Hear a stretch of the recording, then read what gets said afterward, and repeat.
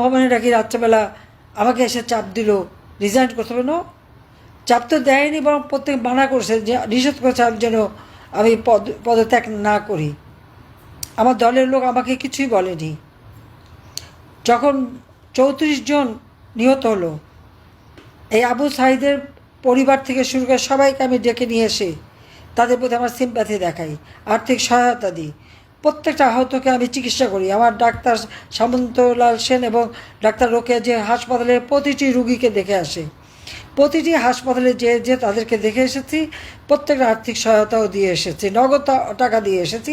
আর চিকিৎসার জন্য সমস্ত খরচ আমি করেছি। আমি হত্যা করলে আবার এই চিকিৎসা করবো কেন? মানুষ হত্যা করা তো আমার কাজ না।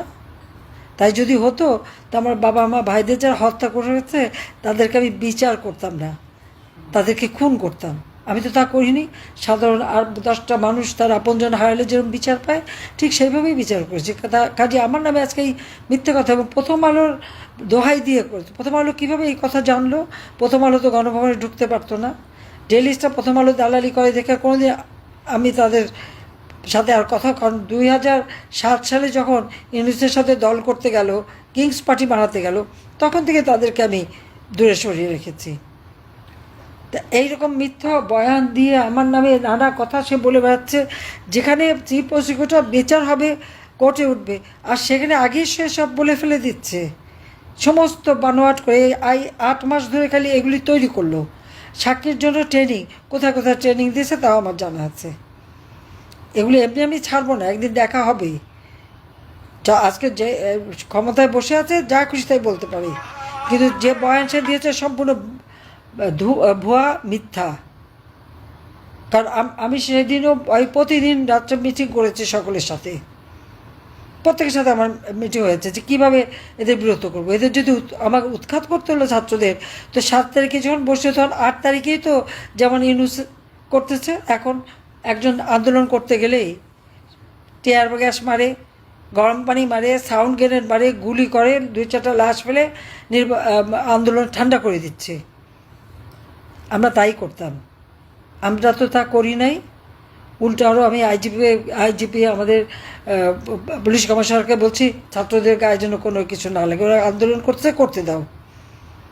আমরা তো দিনের পর দিন আন্দোলন করেছি, আইয়ুব খানের বিরুদ্ধে, এআই খানের বিরুদ্ধে, জিয়ার বিরুদ্ধে, এরশাদের বিরুদ্ধে, খালেদা জিয়ার বিরুদ্ধে দিনের পর দিন আইন করে আমরা আন্দোলন করেই তো দেশে গণতন্ত্র ফিরে এনেছি। আর এই ছাত্ররা যখন আন্দোলন করেছে, তখনও তো তাদের সাথে আলোচনা হয়েছে, তাদের বাবা মা এসেছে, মুচলেখা দিয়েছে, তারা আর কিছু করবে না বলে কথা দিয়ে গেছে। যেই আবার বেইমানি করেছে, অমনি 1 দফা দাবি, সমস্ত দাবি মেনে নেওয়ার পরে আমরা তাদের থেকে উৎখাত করতে যাইনি। তারাই তো মেট্রো রেলে আগুন দিয়েছে, পুলিশ হত্যা করেছে, নিজেরাই তো বলেছে যে মেট্রো রেলে আগুন না দিলে, পুলিশ হত্যা না করলে নাকি তাদের আন্দোলন সফল হতো না, বিপ্লব সফল হতো না। কিসের বিপ্লব? মুষ্টিমেয় লোকের কাছে অস্ত্র তুলে দিয়ে ওই টোকাইদের ভাড়া করা, কিশোর গ্যাং ভাড়া করা, ওই বিহারি ক্যাম্পের লোকদের ভাড়া করা, কিছু অন্য ছাত্রদের টাকা দিয়ে ভাড়া করে নিয়ে এসে অস্ত্র দিয়ে, ওটা কোনো বিপ্লব হয় না। কোনো নীতি নাই, আদর্শ নাই, লক্ষ্য নাই। একটাই লক্ষ্য, শেখ হাসিনার ক্ষমতা থেকে সরাও। কেন?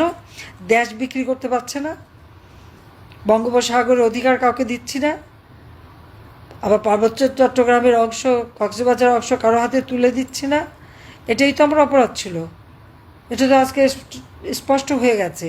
ক্ষণিকের জন্য মানুষ বিভ্রান্ত হয়েছিল, এখন তো মানুষ টের পাচ্ছে যে দেশটা আমি কোথায় নিয়ে গিয়েছিলাম, সবাই কত সম্মানের সাথে ছিল, শান্তিতে ছিল, এখন কি অবস্থায় আছে।